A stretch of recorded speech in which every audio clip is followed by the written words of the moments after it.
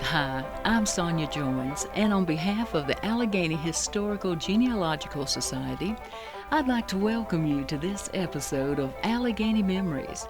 The idea of Alleghany Memories is to create an archive of interviews with older folks in our area.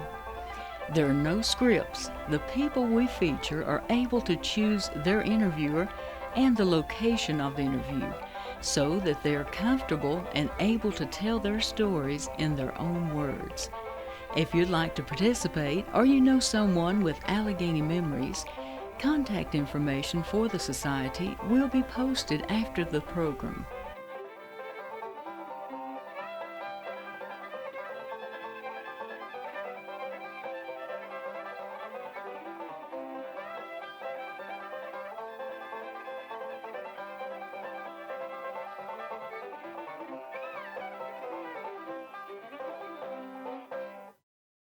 Hi, I'm Sonia Joins. Welcome to Alleghany Memories.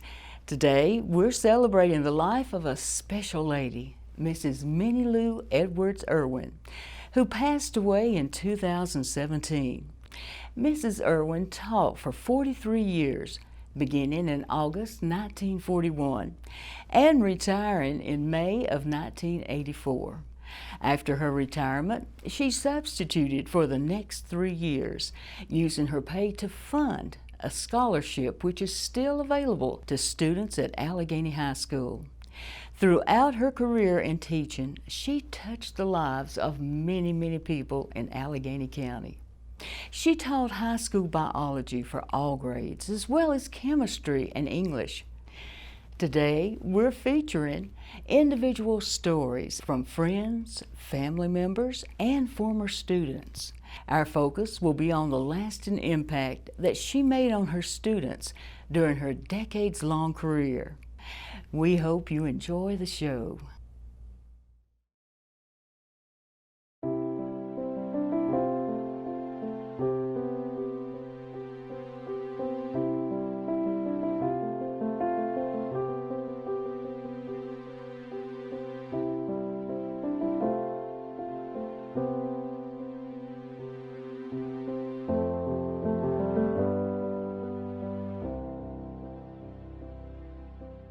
Minnie Lou Edwards Irwin was an extraordinary educator that touched the lives of thousands of Alleghany County students in her 43-year teaching career. She set high expectations of her students and inspired them to work to live up to her expectations.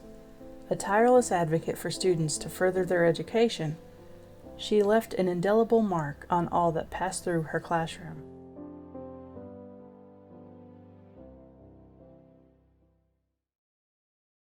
Minnie Lou Edwards was born September 19, 1921, in Primger, Iowa, to Dylan Morgan and Pearl Edwards. Dylan and Pearl had moved from North Carolina to Iowa for increased opportunities. Minnie Lou began her education after her family returned to North Carolina in a one-room school called Hooker Elementary School, with grades 1 through 7.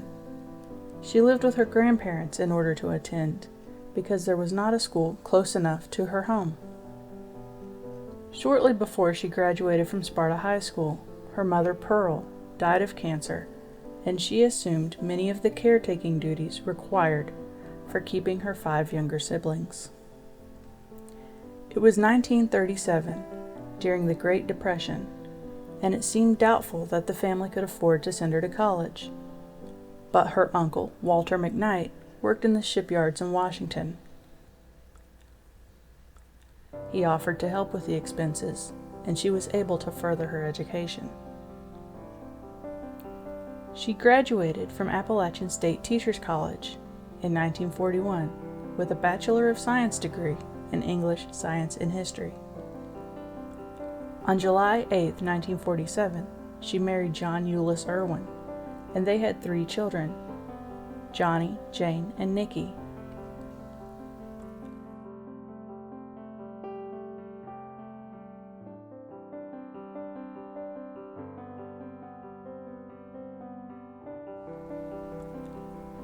John was the son of John Lester and Carrie Sanders Irwin, and brother to George Mack Irwin.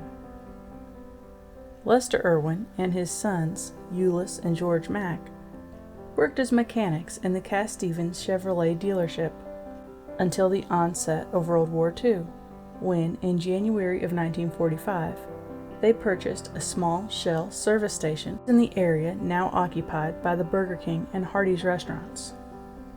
Lester and George Mack operated the service station, doing major and minor automotive repairs until joined by Euless after his discharge from the Army Air Corps at the end of World War II.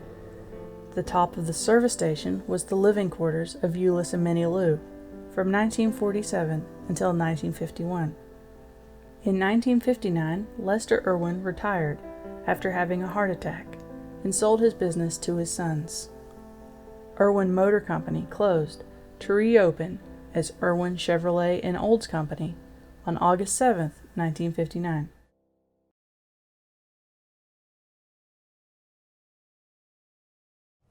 Our mother was tireless.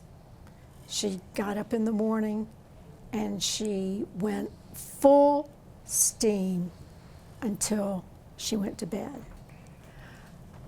She felt so obligated to care for us and the house and her garden and provide food that there wasn't a lot of that personal time with us. But it was a big deal when she made oatmeal cookies. Amen. And we knew that that she had taken time for us when she made those oatmeal cookies. It was very special. She had a very hard life growing up. Her first 2 years, she lived with her grandmother, our grandpa and grandpa Mac Knight, because the school was 4 miles away. So she lived with her grandparents and went to school at Hooker. And then whenever Clifton, her oldest brother, whenever he started going to school, they would walk the 4 miles to school. And it was a one-room school, 7 grades, and they only went to school for 6 months.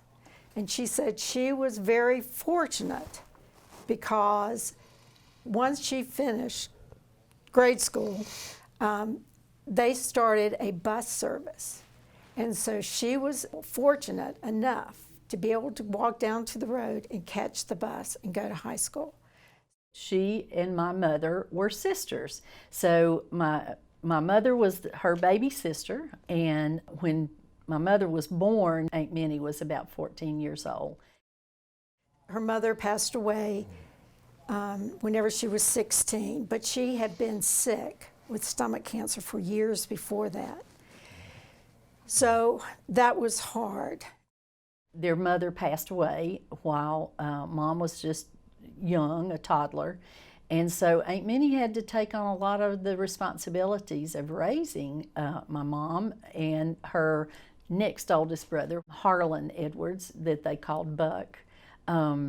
It was not an easy life. They had a very hard life. They finally did hire a lady that came in to stay and help. Her name was Teeny Brown. She was a wonderful godsend to the family, but it was a hard life growing up. She had to take care of all the cooking, she had to take care of all the canning, the gardening, all the things to prepare for them to survive through the winter on things that she would put together in the summer. Her mother's brother had gone off and was working in the shipyards in California, San Diego. And he sent money back so she could go to college. Her mother passed away in January. She graduated that in probably May of that year, and then she went to college when she was 16. And so she realized that she was only able to go to college and to be an educator because her uncle realized that she had that potential, and I think that's one of the things that would really drive her. My mother wasn't a very emotional person. She always thought the world of her Uncle Walter, and he was buried in California. And so my wife and son and my sister and mother went out to California. My youngest son was seeing a doctor at UCLA. They had traveled out there to see the doctor, and they took Mother, and so they actually went and found his gravesite, and that was the most emotional that my mother has ever been. And even to her dying day, she would talk, says, I would give anything to go back to Uncle Walter's gravesite, because he basically allowed me to make my life what it was. So. She went through the Depression. She lost her mother early in life. She had to assume her responsibilities of her brothers and sisters. Then World War II. And the students joke. Whenever they got tired or they wanted to get Mama off subject, they'd just mention the Japanese and she would go off. She, in 1945, had applied and been accepted for a nursing program because they needed so many nurses at that time, and the war ended before she actually left for the training. She made 20 millimeter ammunition in Charlotte, North Carolina during the summer. She'd teach school, get out, go make 20 millimeter ammunition in Charlotte. She would get a ride with the mailman to Elkin and then catch the bus to go to Charlotte.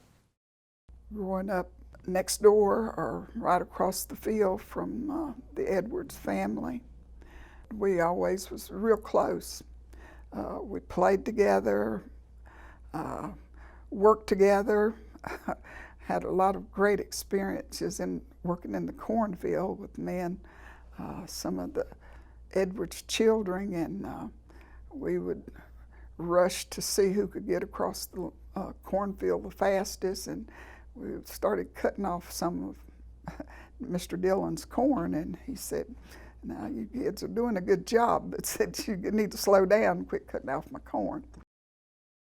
I grew up in Hooker, North Carolina, Alleghany County, and at that time everybody went by full name. I was Donald Wayne, and Minnie Lou was Minnie Lou, because she stayed up there with her grandfather and her grandmother, Fanny and Nick McKnight, and my grandmother and her grandmother were sisters, and my grandmother's name was Minnie, so therefore that's how she got her name, named for Minnie Lou, and I also have a sister named Minnie Sue. That's how I guess Minnie Lou got her name.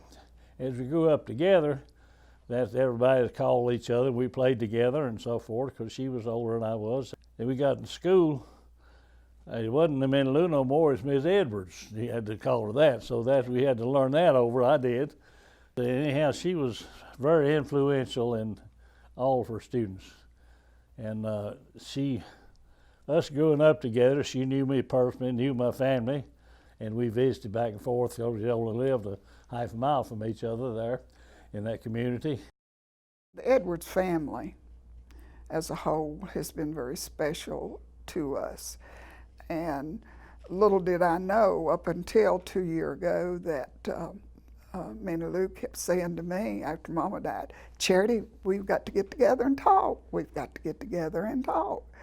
And I just kept putting it off and putting it off. And so a couple of years before she died, my husband Doug said, Charity, you need to go sit down with Miss Minnie. He said, there's something she needs to tell you. I said, or she wouldn't be so persistent. So I finally, 1 year after Christmas, I'd gone by to take her a little Christmas cactus or poinsettia. And she said, now I'm going home with Jane. I'll be back Tuesday, and I want you to get on over here. So I did. And I got there, and she was in her wheelchair, and she had the lady that helped her said, get Charity a stool and get Doug a chair over there. And we rolled over to the kitchen window, and she sat there with that mile-long smile on her face that she always had and greeted me with. And we started talking, and she said, Charity, there's some things you need to know about the family. I said, okay. And I just sort of didn't say anything. And then Doug in the background says, "Miss Minnie, are you and Charity related?" She said, "Yes, we are." And that seemed like just a, you know, sigh of relief to really find out for sure. My great-grandpa was an Edwards, but that he was a slave, and I just thought he took on the slave name Edwards, and we thought nothing about it growing up. I thought down through the years that it was a bond, but I didn't know what that bond was. But needless to say, whether I knew it or not, I felt like family anyway because of that close bond with the Edwards family, and especially Minnie Lou. We didn't eat out No, No, no, no. once a year. we didn't. Well, she never. Every three or four She times never a year. bought. She never bought vegetables. They Oh, came yeah. out of a can or the freezer. You didn't buy any canned Yeah. vegetables or anything. I mean, it was. I mean, I think she was the original prepper because, you know, with sauerkraut, pickles, there was constantly something going Grape on. Dried juice. apples, grape juice, everything. And she wanted all of us to be totally the way that they were self-sufficient. Said the only thing they needed from town whenever she was Flour. growing up was Salt, sugar, sugar. flour, baking Sugar. soda. But flour, they would grow their own Yeah, that's buckwheat, right. and then That's they'd right. take it to the mill. In the summertime, Mama loved to go to her house to help her and do her garden, gather beans and string and break beans and just whatever she wanted. That's just how frugal they were and lived, and she could have lived on her own wits for. I came home and I went out to the granary, and it looked like a ham house. Yeah. She would buy, 14, 20 hams, Yeah. cure them, and hang them. No, she didn't do that many. Only 3 or 4. No, it was in. It may it. I mean, it's probably in the teens, but it was. I remember going seriously, it down. was. I remember going 'Cause- down and picking up 14 at one time. Well, now the problem of it is she She was would- also curing for other Amy, people. other Amy people. Edwards. She was curing them for, we didn't have that many. No, No, she was CT, curing for other- and so they would kind All of the do neighbors. communities. She always grew a large garden with vegetables and a lot of flowers, gladiolas and snapdragons and zinnias that she used to make baskets for decoration at Crab Creek and Hooker and Antioch and Shiloh, where Euless and Minnie Lou's relatives were buried. Now you know where Johnny gets his green thumb. She always thought graduation was very special for students, and she wanted it to be a formal and a memorable event. And we were little. I can remember she always did the flowers, Yep. the baskets, but she would go out and cut flowers, and sometimes there was not a whole lot blooming, and she wanted it white, and she would go and cut blackberry briars because they would Yeah, they drape. were- Would drape, and spirea, and they were some of the most beautiful baskets I've ever seen. I mean, they were big and full. She was so proud of me because I still planted a garden. I know one time when she got the place she couldn't drive her car, Jane would come up, and one day Minnie Lou said, "Well, I need to go across the mountain," talk about Twin Oaks Mountain. She said, "I want to go see Charity's garden." So Jane brought her right to the house, and she wanted to come see my garden. It tickled me to death that she would want to, and her not able to drive herself and telling Jane, you know, we need to go for a ride, and we're going over to Charity's. I think one of the main things that I remember was how good she was to one of my sons. One of my sons was the age of one of her sons, and he would go home with Nicky periodically, and he'd come back and he'd say, Miss Irwin had biscuits and honey. So apparently she knew that was one of his favorite things, and so when he was there, she always had biscuits and honey. And I thought later, I don't think I ever did that for my children's friends. I think they just ate whatever we happened to have. I've heard stories. She was tough nails in the classroom, but I never saw that side of her. I saw the side where us neighborhood boys were running in and out of the house, you know, and her fixing for us snacks, meals. And we'd pile in her old 57 Chevrolet station wagon. She'd haul us around, and just a good lady. There are stories from all age groups about this lady that she helped and taught and spent time with. You know, if you had an interest, this lady would do anything to help you. But yeah, I did hear that there was not a lot of nonsense in her class now, but she was pretty lenient with us boys out in the neighborhood, you know. I was about 8 years old. We ran a dairy farm up in Whitehead. I'm a Whitehead guy, and raised there. And my grandfather passed away, and my dad couldn't run the dairy by himself, so we, at that point, he was already living in town here, and I was just staying up there with my grandparents. And I moved out to town with Dad, and that's where I ran into Minnie Lou, and Nicky, and Johnny, and Jane, her husband Euless. I mean, the whole family would just treat you like gold. But us guys, we were always in and out of the house, and doing what 8 and 10-year-old boys do. I mean, we was all the time coming out of the creek from down below there, sopping wet, muddy, you name it. And she'd take us in, fix us something to eat, and get us dried off, you know. She knew I didn't have anybody right at the time. Dad worked a whole lot, and Dad was a musician too, and he was out a little bit of a night, so she tried to fill in, you know, some of those areas and help mother me a little bit, you know. Like I say, if I needed a ride anywhere, man, her car was available, she was available, and just that kind of a person. When my sister Katie graduated from high school, that's when we was being bused to North Wilkesboro. And we really didn't have transportation to get to Katie's graduation. So who but Minnie Lou stepped up to the plate. She said, well, I'm going to Katie's graduation. And she said, as many of you want to go can ride. Said, we can get at least 5 of you in the car. And she was so pleased and so happy that Katie, little girl from the mountains, went to North Wilkesboro and was actually salutatorian of the senior class that year.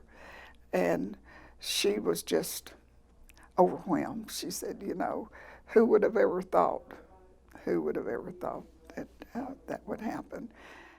Later in life, Minnie Lou was my neighbor, and her children, Johnny and Jane and Nicky, played with my children. Jane and my daughter Becky were cheerleaders together at Alleghany High School. Later, Johnny and Becky attended Brevard College at the same time. The biggest surprise that I gave her, whenever I graduated from college, it was sum laude. And she attended my college graduation, and you should have seen the look on her face. There was a lot of communication back and forth between my family and Minnie Lou and Euless's family. And of course my children, Richard and Johnny are about the same age, Brian and Jane, and Ronald and Nicky. So they were all close together. I think Brian and Jane finished high school together, and so did Nicky and Ronald. She might sit and watch TV once a week. She would watch Lawrence Welk with us, maybe 30 minutes. Yeah. And she would watch maybe 15 minutes of the news before she would go wash the dishes. Well, she did watch Miss America. She Yeah. always. Oh, she did Always love that. watched She Miss loved America. pageants. She loved pageants. And I could never quite figure out how, I mean, of course I had 4 children, she only had 3, but you know, when you get that many, one more is not going to make that much difference. But she did, she really, apparently she knew how to utilize her time, which is what a lot of us don't really know how to do. She was nonstop. She was up before 5, and she didn't go to bed till 11:30, 12 o'clock every night. And she was like that when she got older. And she was doing schoolwork. She was doing canning. She was doing something. She was doing some kind of craft. She was constant motion. Making mints. Every year at Christmas, they would make pulled mints and peanut brittle, pounds and pounds of peanut brittle, bunches and bunches of mints. And so my mother would go help her, particularly with the mints. Now the peanut brittle she pretty much could do on her own, but the mints, which you pull and pull, and it's hot, sticky, taffy stuff, and you pull and pull them. And do you know that she would give it all away, and it would get right up to Christmas, and she'd say, "I'm sorry, I've given it all away to other people. Can you come back and help so we can make some more candy for the family?" So Mom would go back down, they'd make more candy, make more peanut brittle, and just to share. That's how kind-hearted she was. She always wanted to share her livelihood with others. So that's a sweet memory of her too. She was a neighbor to my stepmother during May's life, and she was really good to her. She just would take her places and do things for her. My mother never drove, and after Minnie Lou retired from teaching, she would pick Mama up and they would go places, and Mama I'd get home, she'd have some of the greatest stories to tell about where her and Minnie Lou went today. And when my mother died, Minnie Lou, I can't remember if she had failed or something had happened, but I know her son Johnny was the first one to our house, and he said, "Charity, whatever y'all need, just whatever you need, tell me. I'll do it, because if I don't, Mama will kill me." We always worked on Thanksgiving Day at the shop. Her family would all be home, and they always fixed a big meal. She would fix a big basket, ham, turkey, dressings, and all the fixings, and bring it to the shop for Wade and me. We sure didn't go hungry. The last few weeks of her life, she would call me every night to see how we were doing and what we had done that day. And just before she died, I went to see her. I walked around her bed. She opened her eyes, looked up at me and said, "How's Wade?" She's always thinking of everybody else.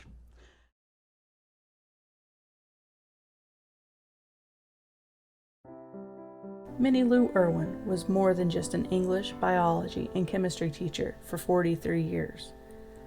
At first, she also served as financial secretary for the K-12 school, and later became the yearbook advisor until she retired. There is a quote by Ivan Welton Fitzwater. It says, "The future of the world is in my classroom today." And I truly believe that Minnie Lou Irwin felt that from every fiber of her heart, and everything that she could give to children, she would give. She tried to pull everything from a child and give everything to a child to learn, to strive, to move forward. I mean, she was a great teacher. She was stern, but the reason she was is because she wanted every child to learn. My memories of Miss Edwards go back to 1942. I was 12 years old and in the 7th grade.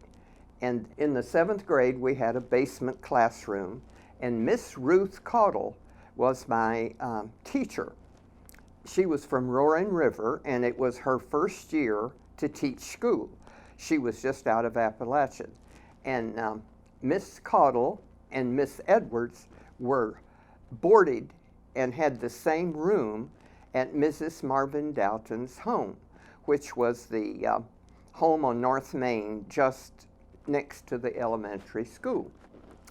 And I admired my teacher, and her being friends with Miss Edwards, I got acquainted with Miss Edwards. The 7th graders in Sparta School at that time were promoted to 8th grade up at the high school building, which of course was taken down. It's no longer there since the new elementary was built. And we got to go up there to high school, supposedly, 8th grade, at that point in time. They had added another year to the school before you could graduate.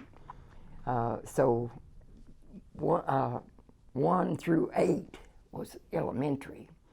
We were in the 8th grade, but they didn't have room for us in the elementary building, so they had to let us go to the high school building.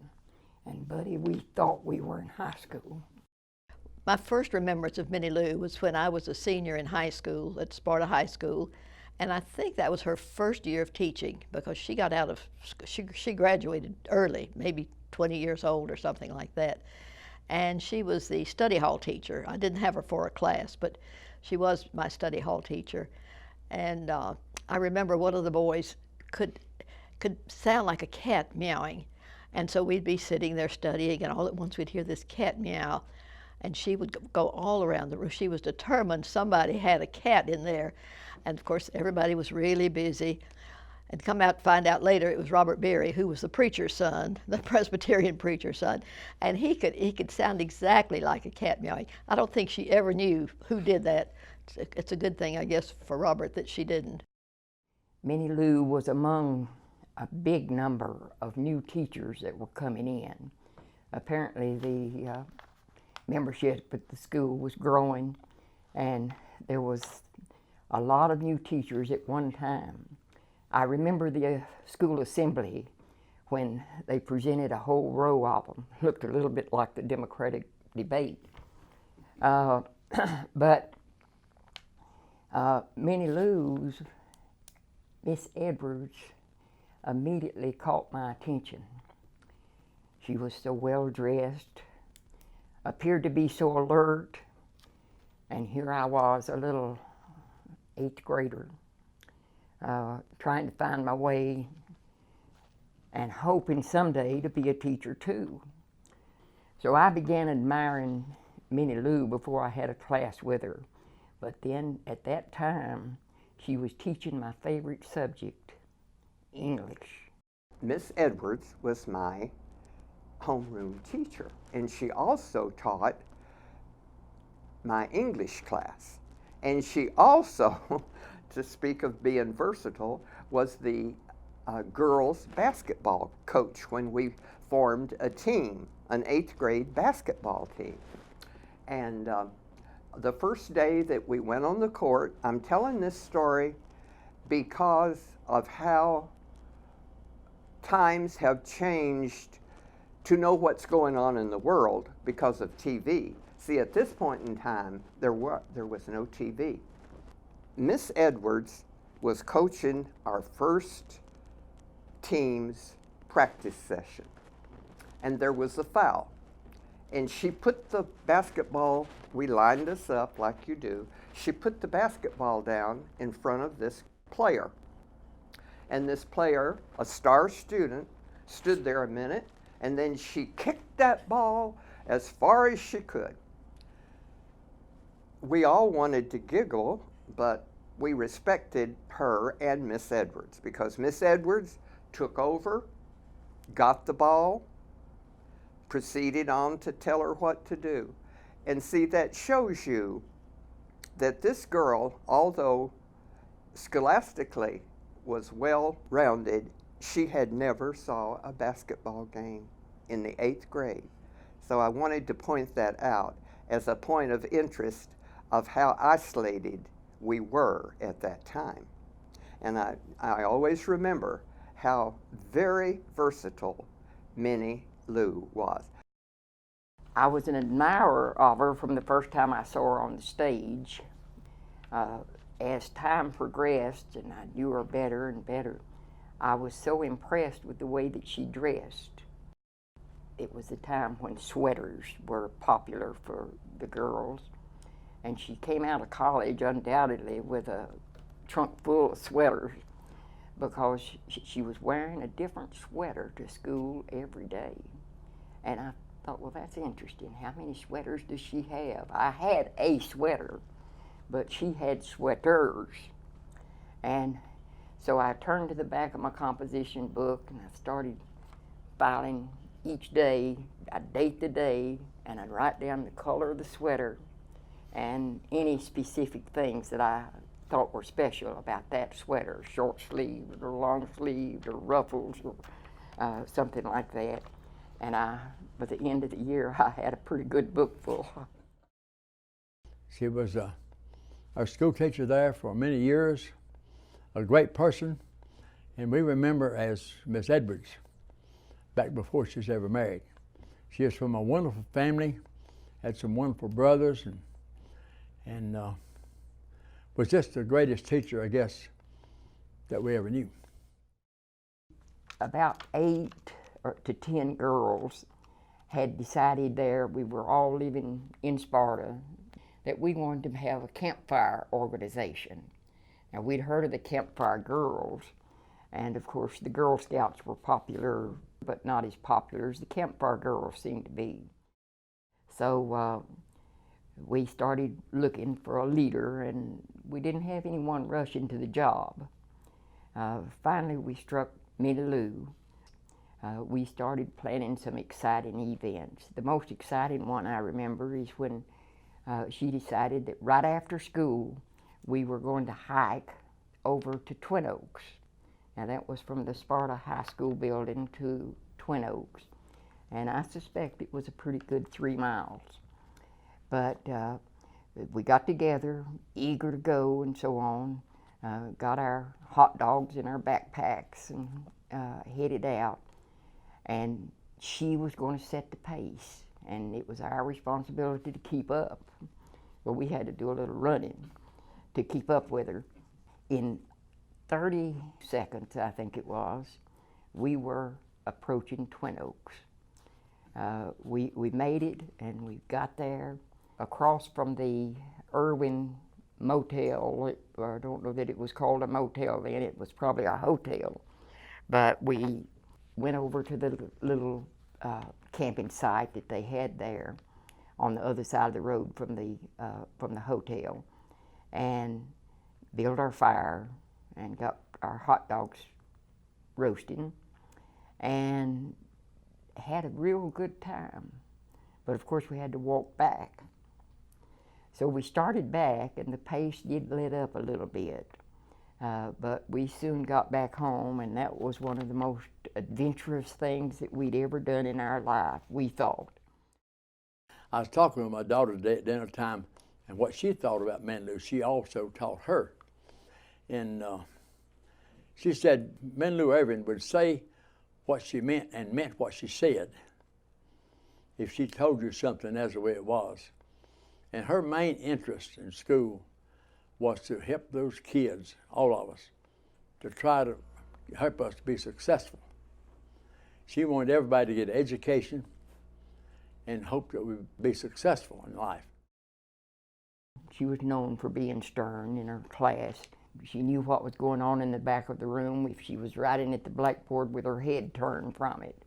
But she knew what was happening all the time. She used to tell us the story of how she had a child who had cheated, and she had already figured out who it was that had cheated. When she was talking to the class about, one of you cheated on the test yesterday, and I'm disappointed in you. He kind of looked at her and says, how'd you figure out who it was? And she says, guilty dog barks first, and went on from there. I was grading papers for her. For grading all those papers one time, she gave me a big piece of fabric. She brought it to me at school and gave it to me and says, I want you to go to Jenny Hines, who was a seamstress and did a lot of sewing for everybody in the county, and get her to make you a dress. You tell her how you want it made and so on. Well, I had that fabric and I loved it. It had a white background and the biggest red apples all over it. And I thought, oh, that's going to be so pretty. I want it to be something special. But I never decided just how I could take it to Jenny Hines and ask her to make it when I didn't have money to pay for making it and so on. And a couple of weeks passed, and Minnie Lou says, Evelyn, have you taken your material to Jenny Hines? And I says, no, I haven't. She says, you bring that material back to me. And that kind of upset me. I thought, oh goodness, she's going to take it away from me now. So I took it back to her the next day. And she says, this evening when school's out, you and I are going to Jenny Hines. So you better know what you want, how you want it made. Well, I began thinking, well, no, she's not going to take it away from me. She's going to get it made for me. I soon had a new dress. Oh, it was good, and I was dressed up. I could go anywhere. I guess the one thing that I would have to say that I really appreciated about my English teacher at that time was my homeroom teacher also. And he was the one who gave me my report card. Well, throughout the year, I had been taking my report card and then in a few days bringing it back to him and turning it in as I was supposed to. But he found it right at the end of the school year, that I didn't have my report card signed. And so he gave me a chewing out right in front of my whole class for not having my report card signed. Well, I was sitting right in the front row, right near him, and I was taking it all pretty well until he says, you may not graduate if you don't get this report card signed. And I blurted out to him and probably began crying a bit too. I don't have anybody to sign my report card. It says parents' signature. I had thought about forging my dad's name, and I thought, well, that's not right. I'd also thought about getting my younger sister to sign it for me. And I thought, well, I don't want to get her in trouble. So it wasn't signed. And so I blurted back to him, I said, I don't have anybody to sign my report card. My daddy is living in South Carolina right now. And he says, you better get it signed. So I took it and left the room and was real upset. I heard across the hall, as I was trying to stay close to the wall away from the crowd, I heard some of my classmates hollering, Evelyn, Evelyn. I turned around and looked at them and they said, come here a minute. And said, let us have it. We'll sign it for you. So I gave it to them. At the end of the next class, they brought it back to me. There were 6 names. That's what it took to fill it up. 6 names on there of my classmates. Well, I knew I had to get it back to the teacher, but I was slow in doing it because I was afraid that it was going to get them in trouble for signing it. This information as to what had happened between me and the teacher and so on covered school pretty quickly. And Minnie Lou, I know, had known about it. I strongly suspect that she was the one that got that teacher. And though he was teaching when she came to the school, so he was much older than she, perhaps more experienced in years than she, but I'm sure she's the one that got him. I was afraid to put the thing back on his desk, but finally one day I slipped it under some of his papers and got out of there right quickly. But I never heard another thing from my report card not being signed or being signed by classmates instead of my parents. He never mentioned it again. As near as I can remember, she got married when we were in about the 9th grade, in there about 1950, I guess, or 48 or 49, long in there. She married Ulysses Irwin, and but we knew her before that as she was Miss Edwards, and the Edwards family were great people, and just as I said earlier, her brothers were some great people too. But she was a wonderful, wonderful teacher. She just didn't let up nowhere. She really worked hard at trying to make everybody successful, and when they got out of school, so we would be a success. I have known Minnie Lou Irwin for at least 75 years. As graduating from the old Sparta High School in 1949, and at that time we had 5 years in high school. That's the only time it ever happened, because they went from 11 grades to 12 grades. And she was one of my first high school teachers. She taught me English and biology, and she always had discipline in her classes.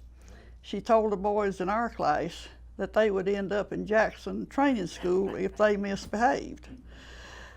And in my class, we had such students as John Woodruff and Tom Burgess. Now, my brother had her when he was in high school, and apparently she had a few people in her class who were not behaving too well, and she told them one day, she said, well, one thing about it, about half of you are going to wind up at Jackson Training School. So a few years later, after he had finished school, he came back up there for something or other, and he went down to her room, and she said, well, Alan, it's good to see you. Where are you now? And he said, oh, I thought you knew. I'm at Jackson Training School. And I told him later, I said, you were really skirting danger there, because it's a wonder she didn't box your ears, even at that particular time. We had to buy our own books there in the biology class, and I had this girl I was sitting by, and she had a book. I was borrowing her book, and she knew I wasn't paying attention or doing what I need to be doing. And she says, Tommy, you sit back there like that, and you're going to be sitting there next year. And she was exactly right. The next year I was sitting right there, she just failed me. So she was that kind of teacher. She made every effort she could to make us be successful, to get started off in life, and to she encouraged a lot of kids. She wanted children to learn, but also to behave and have responsibility. I have heard her say that every child should have to milk a cow in the morning before they went to school. She knew me well, and of course I was kind of like Tommy. Anything that happened, we was the first person of interest about it. And anyhow, but she caught me out in the hallway one day. She'd seen my report card. She said, you will do better. You're capable of doing better. I grew up with you, and I know what you can do and know what your family do, and you will do better. And she didn't give me no options. So anyhow, she, all her students she had an influence with, and she saw the potential in them and what they were capable of doing, and she taught my children, and they come back and tell tales too about it. And I always teased her at the class reunions we'd go to. When she'd get revved up about talking, she'd get red-faced. Man, the more she talked and the more she got aggravated, the more it showed up. And I always teased her about that at class reunions and their relationship through the years. I finished high school in 1953 in Sparta here. And Minnie Lou taught me English and science. I think she was a very dedicated teacher. And she gave me awful good grades. I brought all 4 of my high school report cards in to show that Minnie Lou gave me B+, I think, on science and English about every year. She also taught my daughter Sherry. And she also taught my oldest daughter, Robin, 1 year. But she taught me 4 years. Mrs. Irwin organized a high school science fair competition where the winners participated in a regional competition at the Dixie Classic Fair in Winston-Salem, and, if successful there, onto the North Carolina State Fair in Raleigh. She really thrilled to see the kids get recognition and for their accomplishments and to watch them grow as persons. So I think that's really what drove my mother the most, is that she wanted them to realize their potential, and she got her greatest joy in seeing that. I can remember Jane and I riding in that old Willis, and we were going to the Dixie Classic Fair, and it was a flood. Water was running over the road. Seemed like it rained every Dixie Classic. Yeah, I mean, and we went down to the Dixie Classic Fair and walked around in the mud and everything else. Coming home, it was so foggy on the mountain, one of the students had to get out and walk in front of the car to make sure that she was on the road. But she would do that constantly. She'd pack us up. There were students in there. We were sitting on their laps. Yeah. And we would get to the Dixie Classic. She'd give us $1 and just turn us loose. Yep. It was a great time.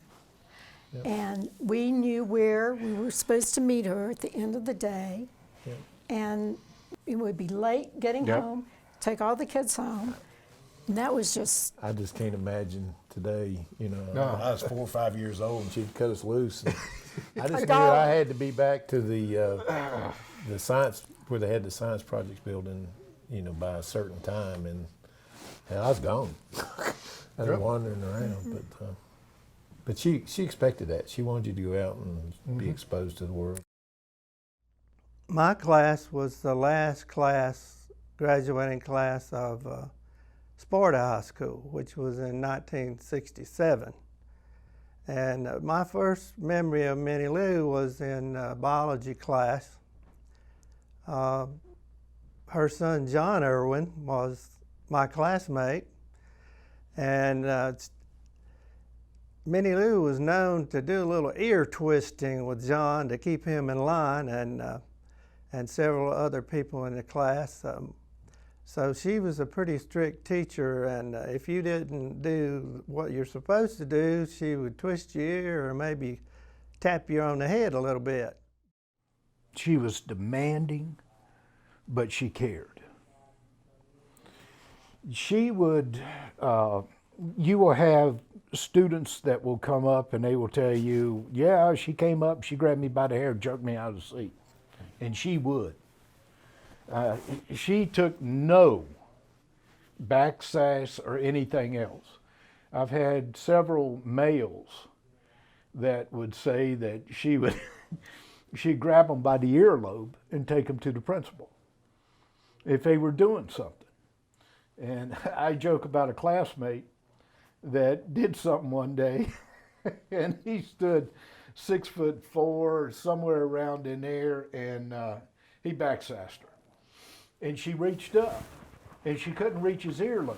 So she told him to bend down, and he did. She grabbed him by the earlobe and took him to the principal's office. Because she knew everyone in the county, and everyone knew her and knew the history, she could get by with more than anyone else disciplining students. Students over there, and they had tried her enough times. I mean, she could throw a book at them, and she did. And did. But it would get their attention, and because they knew that she'd go and talk to their parents. And back then, if a teacher called parents, it was a big deal. About everybody in my class, whenever I had mother for 3 years, and I guess 85 or 90% of them, unless they were from their parents were somewhere off, she taught all the parents. So it wasn't any question, she had cred. I remember one story of a young man in our class who was a guy that didn't really want to do any homework much, and he didn't want to do any work during class either. So one day in class she said, "Son, if you don't shape up and improve yourself, you're going to wind up in a penitentiary." So we had a standardized test at the end of the year, and this young man took the standardized test and made 99 percentile. And so Minnie Lou looked at that score and she looked back at him and said, "Young man, I told you that you could do anything you wanted to do if you just apply yourself." And back to the thing about her discipline, I don't think there was ever anything mean or abusive. It was more symbolic that she was going to let you know who's in charge and who's in control. So a lot of these things about the year, you know, it was all joking. You know, most people knew that, and they would do things. They would egg her on, like, you know, the kids would bring a black snake to the class, and just to get her upset. You know, I remember that it was constantly something, because she could get very animated very quick, but she was not abusive in her discipline. She had that little sneaky sense of humor about her. I mean, she enjoyed a good prank as well as anybody. Now, she wouldn't do them, but she would be participant in some of them, you know, with, she enjoyed that. Minnie Lou always prepared a lot of worksheets. She would write out in longhand the study notes and go in and mimeograph them the next morning. So she was actually giving her students the study notes for the lesson that she was going to teach that day. She had blue line masters, and you had to run off these copies on a Spirit Master machine. That was years ago, before any kind of laser printer or anything like that came about. And she always had purple fingers, because it was that old bluish, purplish blue, but it's a blue. It was mimeograph ink. Yeah. We go in, we'd be there at 7 o'clock in the morning so that she could be ready.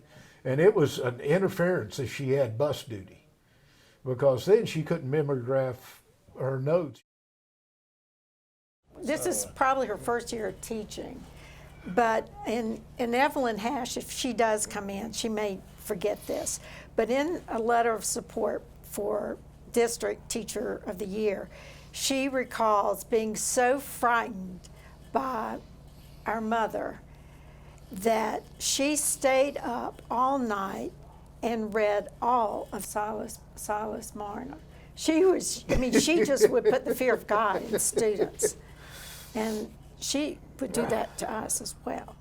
But she also said Evelyn was one of the smartest students she ever taught. Oh, yeah. When I went to college, we would write home, because long distance phone calls, you'd write a letter home. Mama would edit mine in red and mail it back to me. I remember, because Roger Edwards, which was my first cousin, and I always sat together in the same table in biology class, and in the very back table in the back right-hand corner of the class. But whenever something went wrong, she went and smacked the yardstick on our legs first before she'd go get the troublemaker. I think she wanted to let them know that, okay, I'm not going to show any partiality, but Amen. Well, yeah, you could sit in the back. She had me in the very front where she could reach out and touch me. But no, she made a point. That was something very. She didn't want favoritism, man. And I screwed up one day, and I said, "Mother," and she let me know real quick. Oh yes, we never said that. I am Miss Irwin in this class. Yes, ma'am. I never would raise my hand or ask a question in class. And then when we consolidated, and students from Piney Creek, I know one student came up and said, "She's your mother? I didn't know that." But no, I mean, I would just sit there, and it was bad enough. If you were attentive in Minnie Lou's class, you could always make 100 on the test. because when she gave out the test, most of the answers would be occurring later on down in another question in the same test. So you just had to read down, get the answer, come back up and answer the first question. So usually that's the way it worked. But it was a good teaching tool. You know, repetitiveness in teaching was a good thing, and it helped students learn. I remember one of those years, I think it was the 10th grade, she was my homeroom teacher, and I think the first report card I got had a lot of A's, a few B's, and one C. And so she was handing out report cards, and she got to mine and opened it up and looked, and she says, "You need to be on an honor roll." And she said, "This C needs to be a B." She said, "You need to go to your vocational agriculture teacher and tell him that Minnie Lou Irwin said to change this C to a B." So I was a shy little guy in that school, and I didn't want to do that, but reluctantly I went. And Mr. Jack Fellman was my vocational agriculture teacher. And he said, "What do you need today?" And I said, "Well, Ms. Irwin says this C needs to be a B." And that went over sort of like a rock. But he eventually changed the grade, and I was determined not to make any more C's because I didn't want to get scolded by Ms. Irwin. And later on, she said, "Well, you need to be in the beta club because you're making good grades." And I said, "Okay, I'll try to be in the beta club." So I went to the first meeting, and they said, "In order to be in the beta club, you need to have a $10 fee." So I went back to Ms. Irwin a couple of days later, and I said, "Ms. Irwin, I won't be able to be in the beta club because I don't have $10 for the fee." So she said, "That's not a problem. We'll take care of that $10. So I think she and Mr. Moxley split the $10 and paid the fee for me. And then a little bit later on in the year, she said, "Well, you need to be on the yearbook staff." I said, "I can't be on the yearbook staff because I'm driving school bus and I can't stay after school." She said, "That's not a problem. You don't have to stay after school." Said, "You just come down here during your study hall and I'll put you to work going through sorting and organizing all these pictures that need to be in the yearbook." Well, there's nothing like getting taught human reproduction by your mother in biology. She didn't teach that chapter for my class. She said, "That's one chapter I'm sure everyone in this class will read themselves." Yeah. When I got to high school, I was in her class. I had Aunt Minnie for freshman biology, sophomore biology, and senior biology. Up until that point, I had not really been interested in science at all because it was just, quite frankly, pretty dry stuff. You'd just read, and I learned some things in science, but it was just dry, nothing that I was terribly interested in. But when I got in her class in freshman biology in high school, it was just like an eye-opening experience for me because she, first of all, we did hands-on things, and she made it exciting, and I wanted to learn stuff. And it was just like, wow, she's explaining how the world works to me. So it was very, very interesting. And as I said, I ended up having her 3 years. Now, don't be mistaken that it was all easy. It wasn't. She was a tough teacher. I mean, she had really high expectations for her students, and she let you know if she was disappointed in you too. You really didn't want to have her to call you back into her office because you knew you were going to really get a good talking to. And I know that from firsthand experience a few times. But thankfully, it didn't take but 1 or 2 times, and I knew to walk the straight and narrow for her. And I wanted to. I wanted to please her, and I wanted to do well. But she made it so interesting that it was just the inquisitiveness in me that made me want to do what she asked me to do. That was a really good experience. Now, when I said we did a lot of hands-on things, I can remember, you know, cutting up little baby piglets. I can remember some of the experiments that didn't turn out quite so right. And we had a few disasters here and there, but it was fun. It was hands-on learning. We learned what to do and what not to do. But we also learned a lot of lessons of life under her, and there are hundreds and hundreds of her former students who would say that. After I graduated from Alleghany High School, I went to Appalachian State University and decided I wanted to become a biology teacher like Aunt Minnie was, because she had inspired me so much. And so I started into those classes at Appalachian, and you know, I would see my classmates around just struggling to pass, and it was just like a review of what I'd done in her class in high school. I really then appreciated the rigor that she had us to go through in her class, and the high expectations that she set for us, because it really made a difference in my college career. Students would find a snake, and they would bring it in to her, and she would get jars, the big glass jars from the cafeteria, and she would, you know, formaldehyde. So she had this whole line of snakes, water moccasin that my father caught one time, and someone called. Water dogs. Water dogs, yeah. Water dogs. Water Not dogs. water monks. Not a water monk, water dog. Some Someone kind of called and mountain said, salamander is what they officially call it now. So. Someone called and said, a calf died last night. Can we bring it to school? They brought it to school, and they dissected it, and they found that it was something with the heart. Mm-hmm. There was something with the heart. So, I mean, students would, and she was all for it. Yeah. The memorial, whenever we had Mom's memorial, standing in that line, and the people that came up. Your mother got me interested in biology. I am a cancer researcher in Duke University right now.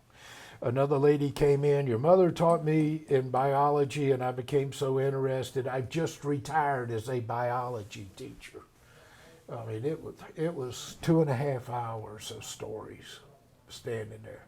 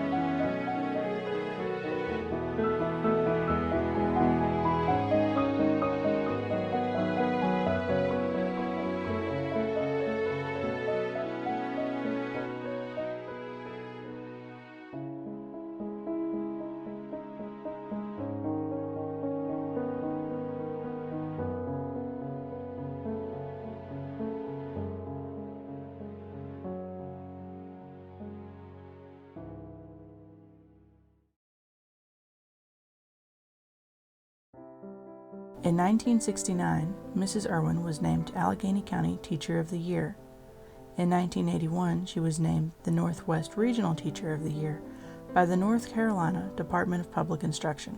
She won Teacher of the Year nomination at Alleghany one year, and eventually she had to go to the district level competition for the Teacher of the Year. Well, when she got to the district level, the first question they asked her was, "What do you consider your most outstanding characteristic for being a good teacher?" And she immediately answered, "My big, loud mouth."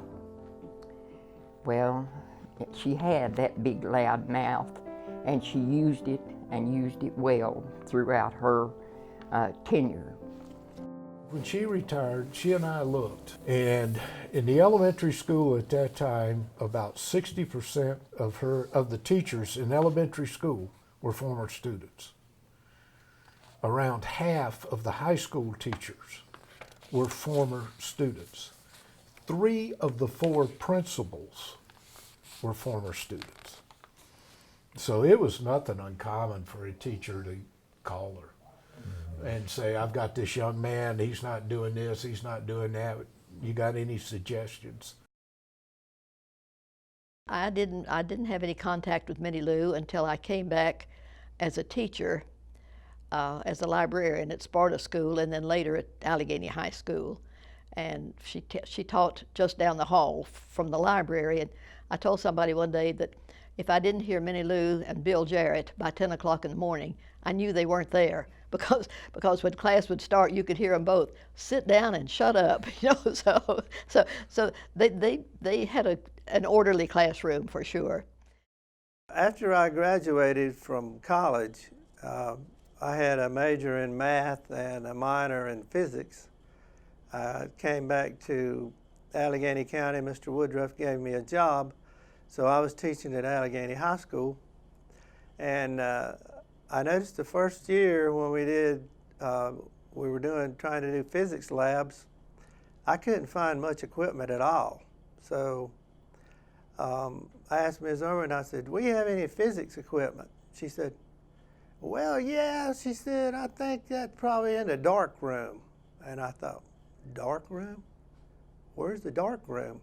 So I said, "Come on in here," she said, and she opened up the dark room. She said, "I'm the only one that has the key because there's stuff in here." And I thought, man, what stuff is it? So we went in and I looked around, and she had commandeered that photography room and turned it in a supply room. And so I started looking around, and there was all of Roy Ellison's old physics equipment that had been brought up from Sparta High School. Roy Ellison was my physics teacher, and he had a room down below in the basement of the old auditorium at Sparta School. But in that dark room, I'll go back to that, Minnie Lou had shelves that went from the floor to the ceiling on 2 or 3 different walls in the dark room. And so she had all kinds of stuff in there. And she would often say that, "Be careful with this stuff, because if you do this or do that, it's going to blow up the world." She said, "It's going to blow up the world." But Minnie Lou used all that stuff, had multiple frog buckets and crayfish buckets full of formaldehyde, which, you know, in that day and time, we didn't think anything was wrong with it, but, you know, it's sort of like a material now you wouldn't want to have around. One day, when Jim Green was our principal during the summertime, he apparently was wandering around with not too much to do, and he decided he would clean up Minnie Lou's closet, which was her office, but it was really a closet space. So he went in and apparently discarded a few things that she had in her office, and when she came back in, she looked at that. She went marching down the hall and she said, "Jim Green, when I want you to clean out my closet, I will tell you. Other than that, you stay out of it." So you just didn't bother Minnie Lou too much. She did her own thing, and she did it well. Some years later, the high school went to a mini course in the freshman science. We had 6 weeks periods of study, and Ms. Irwin and I would be team teaching those things. So one day she said, Warren, in the morning I want you to stop by the school bus garage and pick up the activity bus. She says, we're going to the river. And I said, okay, what are we going to do at the river? She said, well, what we're going to do is we're going to measure the speed of the water, we're going to catch bugs, we're going to measure the temperature in the sunshine and the temperature in the shade, and 2 or 3 other little old experiments that she'd invented. So I said, Ms. Irwin, do we need to really, don't they know it's cooler in the shade? And she said, huh. She said, some of them don't even know where the sun comes up. So I said, I'll get the bus and we'll go in the morning. She didn't really use the library that much. Minnie Lou was very resourceful. She did her own thing. Once in a while she would order a film, but generally whatever was going on in her classroom was her doing. Another little experiment that she liked to do is she saved these spirit fluid cans. They were gallon metal containers, and these metal containers had a flammable material in them that you had to pour into the Spirit Master copier machine in order to make the blue colored copies.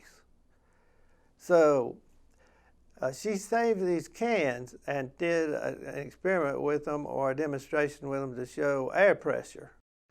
She would remove the top from the can, wash the flammable material out, and then she would put the can on a hot plate and get it really, really hot, and then put the lid back on and put it in cold water, and when it cooled off, the outside air pressure would just crush the can.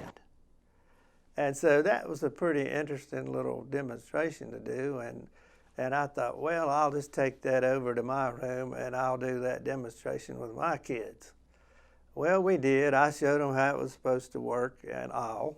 So the kids were goofing around with that. So some guy who was supposed to be a rocket scientist, I guess, took one of those metal cans without taking the lid off, and it still had enough flammable material in it, so when he put it on the hot plate, the thing blew up.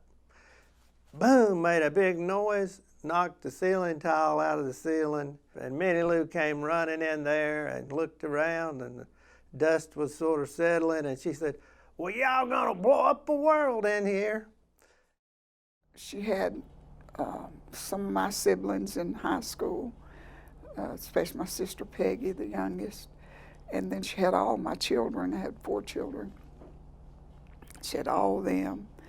And after I got involved in became a member of the Board of Education and more involved with what was going on in the county and the school system, I watched Minnie Lou, and she was such an encourager to me, because when I was elected to the Board of Education, that was a shock to me, but I was encouraged by folks like her and John Woodruff and others here in the county to run for the Board of Education. And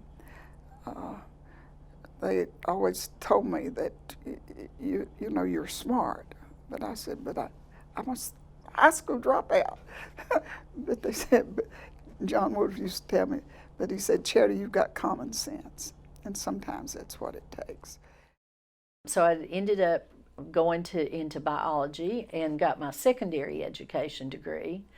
And believe it or not, my first job was not teaching high school. It was teaching 7th grade science and reading. So that was a whole new aspect of teaching, not just facts and things, how things work in the world, which the biology part did. Now I was teaching a skill that opened up the world to students. So at that point, she became more of a mentor and a guiding influence to me, because I would call and talk to her about things, and she would give me her opinions, of course, and we spent many hours just talking about things. And her influence helped me to become the teacher that I was. I had chances down through the years to talk to her, and she would just come to me and say, you know, Charity, you're doing a good job, and like I say, encouragement. Trust that you know you can do just what you set your mind to do. The only person that can make you fail is you. So, like I said, she was, I can just see her now. I can just see her now because she always, she thought that after Mama died, maybe I would just sort of give up and leave the county, but I said, well, again, you always told me that one must grow where one is planted, and that's where I was planted in Alleghany County, so I'm still here.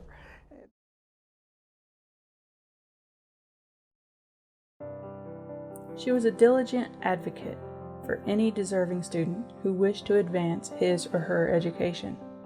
She had a daring courage. She was concerned about so many things, and she dared take care of so many problems that she was a pretty busy person, just helping this one or that one or the other one. She chose children that had special needs and almost tried to adopt them, I think. But she was loyal to them. She would stick with them. She became known at this high school because she would get out of her bed and get ready to go to school. But she would call a number of students and say, "Are you up? Are you ready to go to school?" And if they weren't, they better watch out. She was liable to come to get them. She really had a way of taking the student that maybe didn't have the support at home or maybe didn't have the financial support, and really kind of taking them under her wing and really being that push to do better and push to take you a little bit further. She would see a child without a coat, and the next thing you knew, she would be standing out there at the bus with a coat for that child. That was a strong influence for me when I went into particularly went into reading education, where some of the students didn't have the opportunities that I had growing up of having books and being read to and that kind of thing. It really helped me to know how to target those children who needed that extra bit of help and have high expectations for them, even though in some cases they had a lot of strikes against them. They really were able to put those things aside and go forward because somebody believed in them, and that was a lesson I learned from her. After I was teaching, I had a young boy in my English class who would come in and more likely go to sleep than he was to get to work. And I was talking to him about what I had to have, what I had to, where I had to get his grade, and it wasn't doing any good. And I let it out one day, I guess in the teacher's lounge, and she got wind of it. I guess it was the harshest I'd ever heard her talk to me. She says, "Do you know what that boy's living with? Do you know what that boy's going through?" And she began to tell me. He was working a shift at the pipe factory after school, and this was putting him home late in the evening or early night, and he was not having any time to study or do what he needed to do. He was having to work his way through school or through life. I had made the comment that I don't see how I'm going to pass him. And she says, "You've got to pass him. That boy's got to get out of here. He's got to go to school, and he's got to have a certificate." So I began to think about it, and I know that she went from me immediately to the boy. because the next day he came in with a little different attitude. And he began to do a little bit of work for me. And I know that I probably had a little different attitude, and I probably accepted his little bit of work for a little more valuable than it was. But I didn't stop the boy from graduating. When teachers' lounges were put in schools, Minnie Lou didn't approve. She took work home with her. And when school was out, she was so upset when children left good clothes in their lockers. I remember I came in once and I looked down in the basement and here's piles of clothes, shoes, tennis shoes, and things of that nature. And I asked her, you know, what in the world are you doing? And she said that she would go around at the end of school, and if the students left clothing, articles of clothing, jackets, shoes, things of that nature, she would collect them. And over the summer, she would wash them, repair them. And she used a lot of Clorox. She'd hang them outside in the sunshine on a long clothesline around the hill, and then give those clothes to people who needed them. And I remember, like my mom said, after school, I think I remember going through some of those lockers with her and getting those tennis shoes, Nike tennis shoes, you know, nice clothes. If a student needed a jacket or needed a pair of shoes, needed some clothing, she would take it to them. Sometimes she'd bring us bags of clothes. You know, we loved hand-me-downs. That's what we grew up on. Whenever our mother passed away, we got letters from people who said, your parents had a wonderful relationship, because if a student needed cash money, she would try to find them a job. They would suddenly show up at the house. They would be plowing the garden, weeding the garden, mowing the yard, which was great because then I didn't have to do it. But she would bring these students in, give them a job, pay them, so that they would have some money. A student that had mechanical ability that she would see, and there were several students that she would tell my father, you need to hire this young man. Our father would do his best to find them a job at the garage. And Dad was as much a teacher as she was, only in his way. We didn't know how many people that they had worked together to help them. I mean, it was a lovely story. This fella, he went on and did great things, but it all started in the garage. But he would come and work there at the house, and my mother would pay them, and. But Dad was kind of the same ilk, you know. He wanted to see that that people were able to realize their potential, you know, that they wanted them to learn. He would take a young man under his wings, and Dad was one outstanding mechanic. He and his brother, George Mack, that had the business, and they would work with these kids. I know there was a conflict that a gentleman that was a year older than me, but we mowed yards out at Roaring Gap in the summer for Paul Woodruff, and he got into a row with one of the English teachers at the high school. The teacher, the English teacher, and the other English teacher were good friends, and they says we refused to teach him because of whatever he did.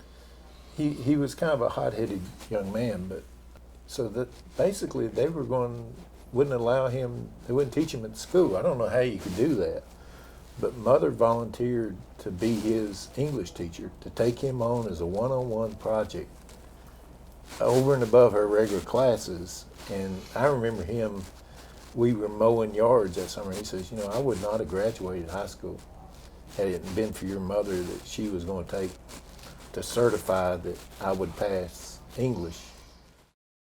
whenever my father died, we were at the visitation, and I had a banker come up, and he said, I just want to let you know that your mother has co-signed loans on people that I would never have loaned a dime to without her signature. And he said they were loans for them to go to college, and I don't know of a one that she lost a penny on. That was her. If she had a faith in you, she would be rough on you. But she put her money where her mouth was, and she really did. As tough as we said she was the softest hearted person. Mm-hmm. You know, deep down, it would trouble her if somebody was, you know, if they were somehow didn't get a fair shake or a fair treatment. See, she took an interest in you. She took an interest in you for life. She saw you on the street. How are you doing? What are you doing now? She followed her students, and they came back. She would go to court. She would go to court and testify. I mean, if she had faith in somebody, it didn't make any difference. She was going to be there. And if she thought somebody was being treated incorrectly, she was hell on wheels. When I would take Minnie Lou to Winston-Salem to see her doctors, we would always have to go to Sam's Club. She had one of the first cards that they gave out. She didn't buy for herself, though. She bought things that Sean would like. Sean was another of Minnie Lou's proteges. During that time, she made a lot of chicken and dumplings, one of Sean's favorites, and she sat up and waited for him to get home at night.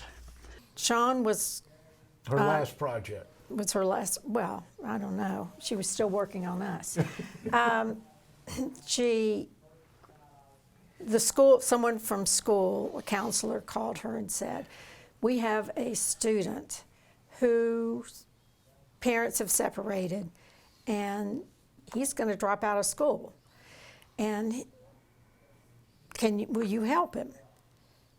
And Sean did most of the work. Sean did most of the work and built him an apartment above the garage, and she would feed him, do his laundry, tutor him, and give him through guidance. high school, and he went to the community college and helped him there as well.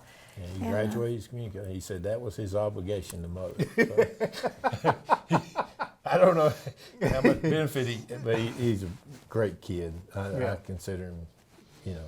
Oh, we all got just like jealous of him because he was like he was the fourth child.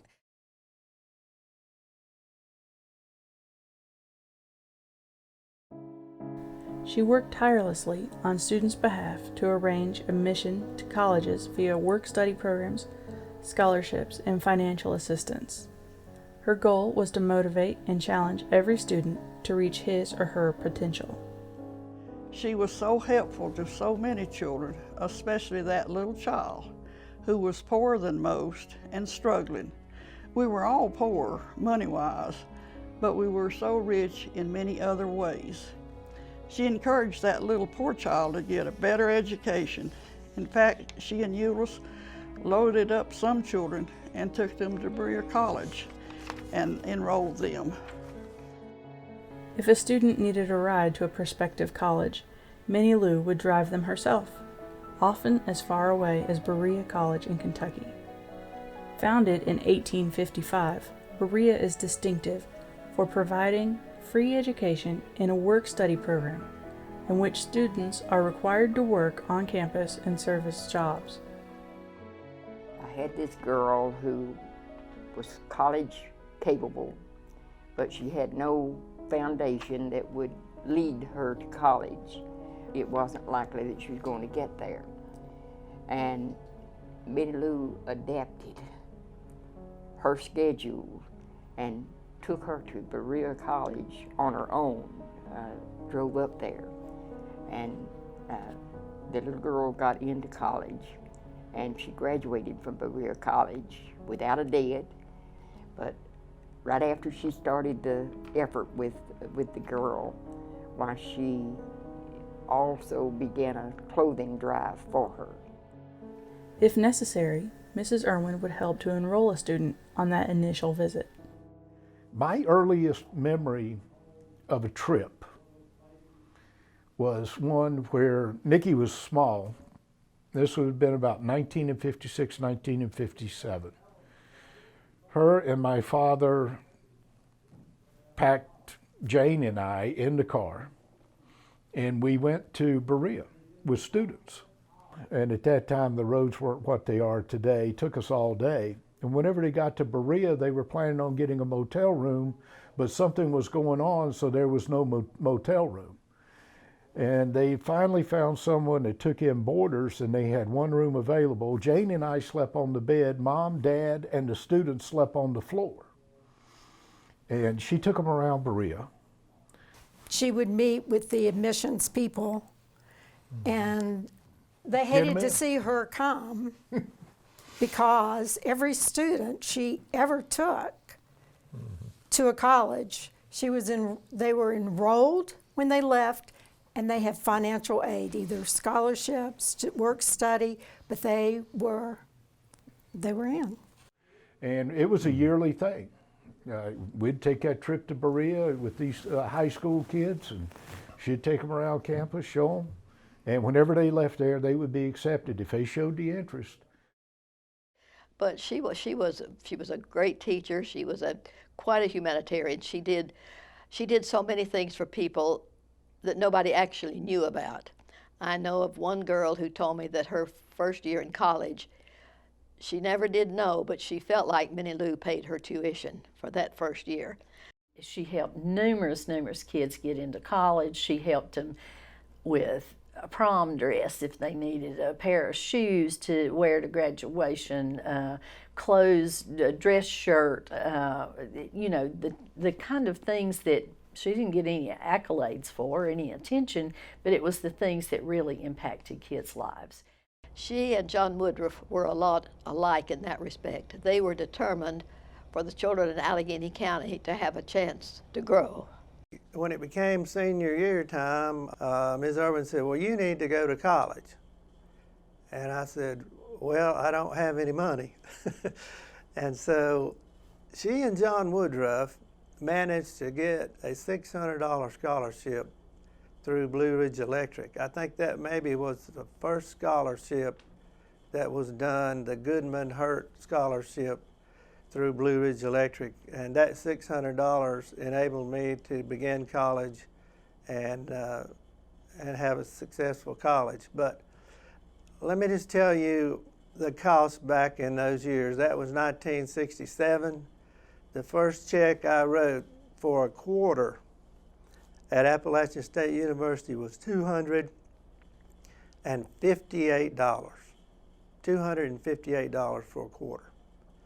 So you can see how much inflation has taken over with the cost of education.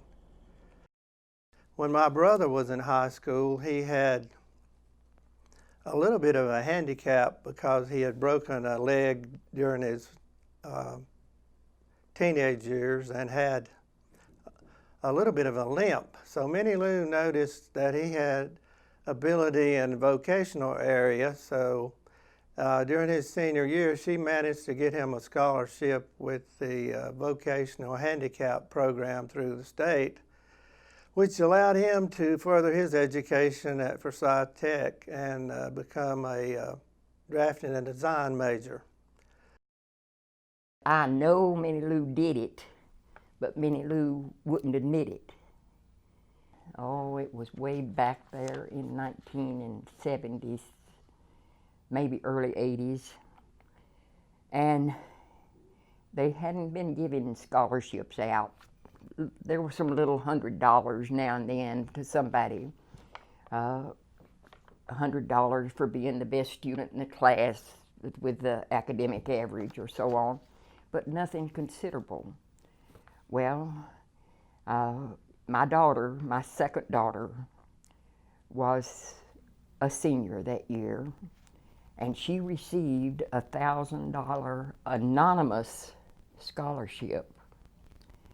That was the first really sizable scholarship that had been given out at Alleghany High.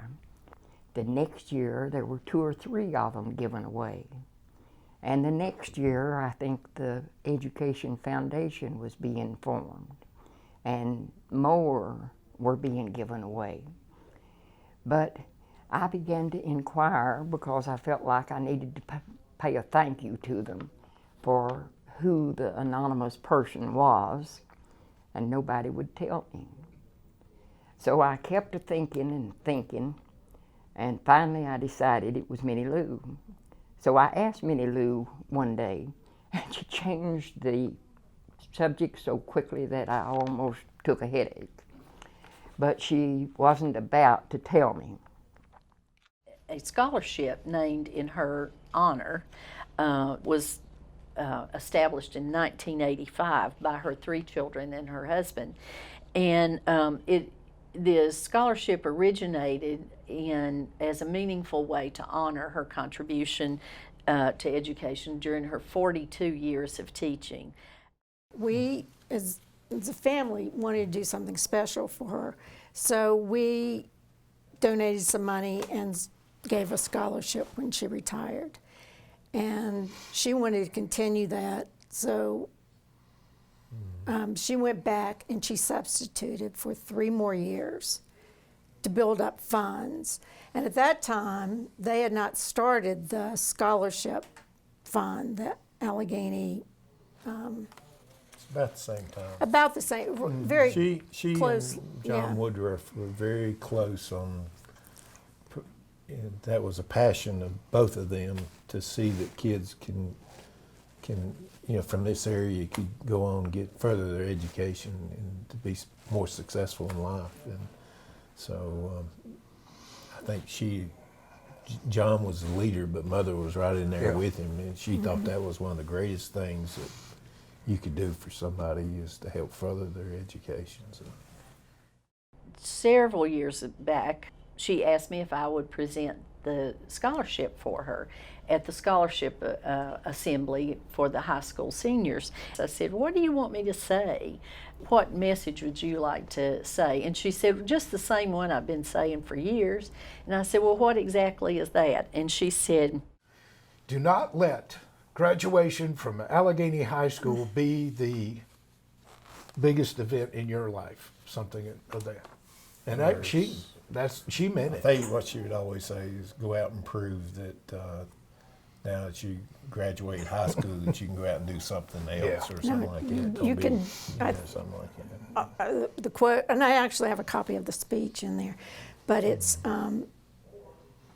that you can do something other than just graduate from Don't let high graduation school. from Sparta High School be the highlight of your life.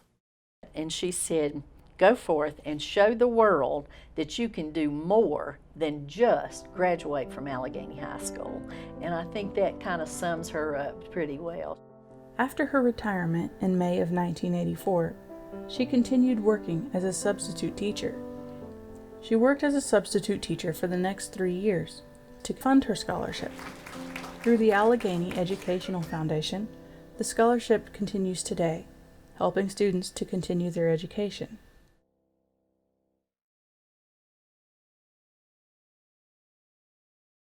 After retirement, Mrs. Irwin remained active in the community, serving on the board of directors for Wilkes Community College from 1991 through 1999, and as a charter member of Alleghany Connections, an organization associated with the governor's one-on-one volunteer program that, since 1986, has helped high-risk students pursue educational opportunities.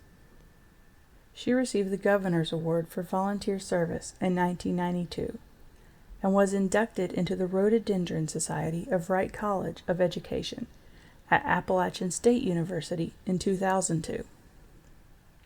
She was a member of the Order of the Eastern Star and a dedicated member of the Sparta United Methodist Church.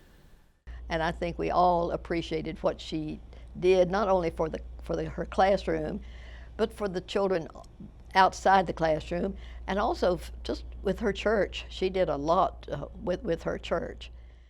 If one of the regular Sunday school teachers were absent, the principal of the Sunday school, Mr. C.R. Rowe, would ask Miss Edwards to be the substitute teacher.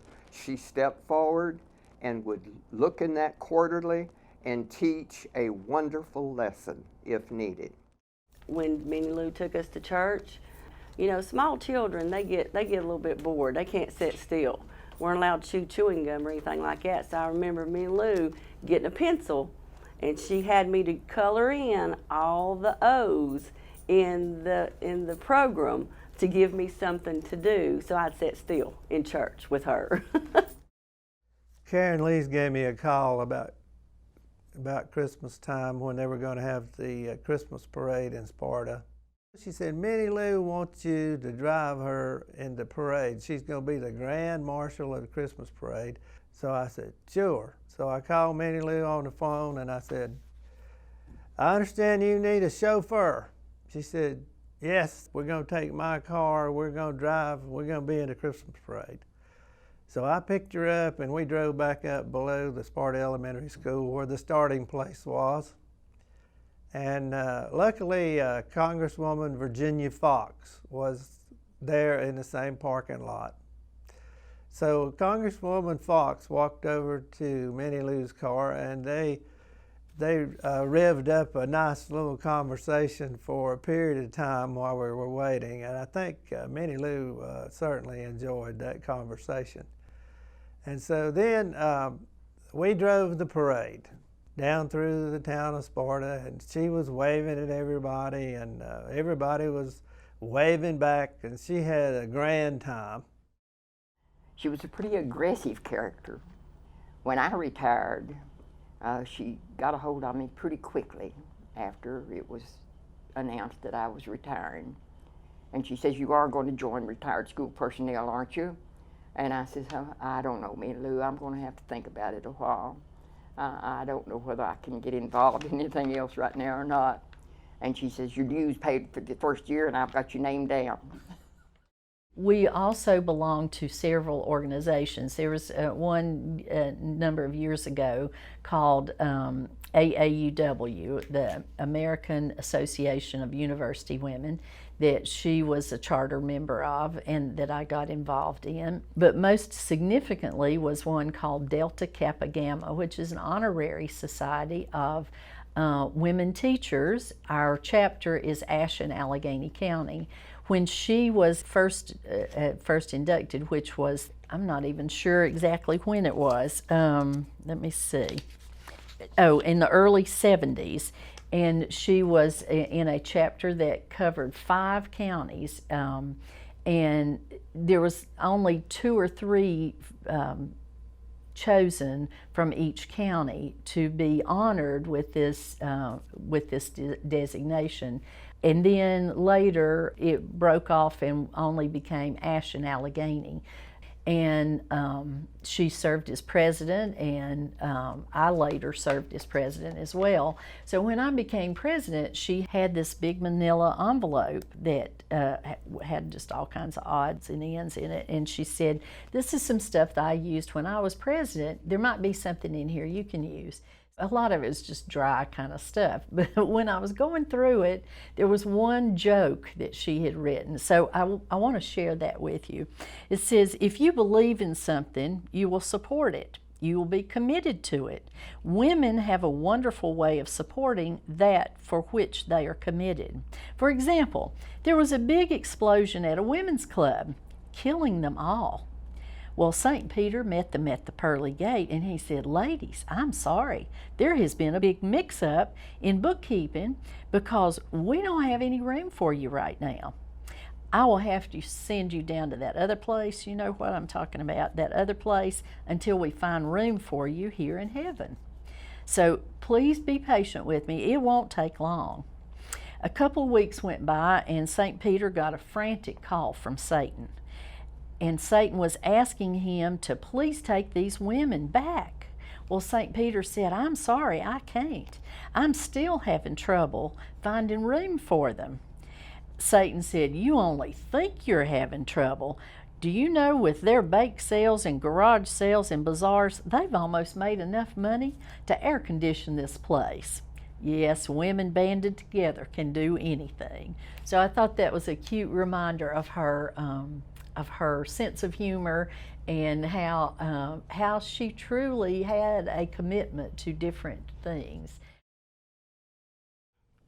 She just was a good teacher.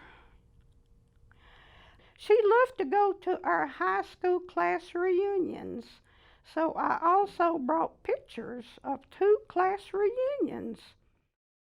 I was down there one day and she was getting ready to go to a class reunion. She didn't miss any class reunions, and my brother graduated in '49, and so she was going to that reunion, and the lady came in and she said, now you tell me what for Miss Minnie Lou to wear. She said, I want her to look really pretty. So she had brought a sweater, a couple of sweaters, and some jewelry, you know, for us to pick out for Minnie Lou to wear to the class reunion. And I think the children always enjoyed having her come, or the children, the graduates enjoyed having her come to their reunions. Yeah. After we both retired, and I'd try to go by see her fairly often after she got to where she was not able to be out too much, and she always knew everything that was going on. She read the paper, she kept up. I said, with her staying at home, she knew more than most people did who were out up street every day. And she was sharp. She didn't ever, as far as I know, she never lost her intellectual ability and her wit. On up in Minnie Lou's years, whenever she was confined to a wheelchair, she did call my mother every single day, and she'd say, Virginia Van, what have you done today? Well, Minnie Lou was the kind of person that she worked hard every day. She worked in her garden, and when she was confined to the wheelchair, I felt like that she kept living through my mother. Minnie Lou couldn't get out of that wheelchair, so she kind of felt alive by talking to my mama, because my mom, you know, could get out and walk and do. So she called my mother every single day, and I would be talking to my mom on the phone, and Mom would say, okay, this is Minnie Lou calling, I got to get this. One fall, she came by the shop to check on me. We were making garland for Christmas decorations. I introduced her to one of the Mexican men who was working for me. She learned that he wanted to finish high school. She told him to just come to her house and she would tutor him, which she did, and I might add, at no cost. At that time, she was on the board for Wilkes Community College, where he got his GED. She was so proud of him, and I was also. I have no idea of how many children she tutored over the years. She continued to tutor students in her home until her health made it too difficult. Minnie Lou Edwards Irwin passed away peacefully on February 9, 2017, at the age of 95, in her home and surrounded by her family. She is remembered for the many quiet acts of kindness she showed to students in need, such as buying a young man the first pair of dress shoes he ever had to wear for graduation, or making sure a young lady had a suitable prom dress because her family couldn't afford it, or bringing to school a loaf of bread and peanut butter or tomatoes to make a sandwich for anyone that could not afford to eat lunch, or fixing up an apartment over her garage for a young man in order to keep him in school. Her generosity and kindness to those in need knew no bounds. In a remembrance written shortly after her passing, Minnie Lou's niece, Cindy Atwood, said, I have heard it said that what we have done for ourselves alone dies with us. What we have done for others and the world remains and is immortal. If that is true, Minnie Lou Edwards Irwin will be with us forever.